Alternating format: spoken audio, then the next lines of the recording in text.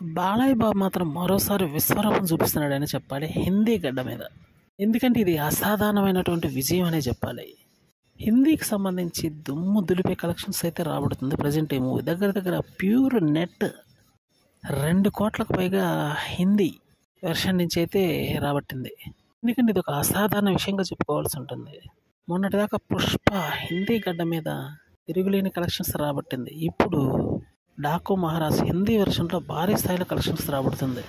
ఇంతకు మించినటువంటి భారీ హిట్ ఇంకేం ఉండకపోవచ్చేమో మరి. అందుకని ఇటువంటి భారీ సినిమాల్ని హిందీలో రిలీజ్ చేస్తే బాగుంటుందని టాక్ ప్రధానంగా వినిపిస్తుంది. ఇటువంటి ప్రెస్టీజియస్ మూవీస్ బ్లాక్ బస్టర్లు కొట్టినప్పుడే హిందీలో కూడా భారీ కలెక్షన్స్ వస్తాయి. బాబుకి ఆన్ ఇండియన్ అపియరెన్స్తో మాత్రం అదరగొట్టాడని చెప్పాలి ఈ మూవీతో. అందుకని ఈసారి నెక్స్ట్ చేయబోయేది ఏంటంటే ఏ మూవీ వచ్చినా ఒకేసారి 5 భాషల్లో రిలీజ్ చేసే అవకాశం ఉంది. ఈ సినిమా అయితే ఆ విషయం గట్టిగా అర్థమైంది. ఒకేసారి రిలీజ్ చేయాలని భారీ అంచనాకు వచ్చేసారు. ఇదే జరిగితే మాత్రం ఏ మూవీ రిలీజ్ అయినా సరే హిట్టే. కలెక్షన్స్ సూపర్ హిట్టే. బాక్స్ ఆఫీస్ ఫైనల్ కలెక్షన్ అయితే బంపర్ హిట్టే. సో ఈసారి జరగబోయేది అదే.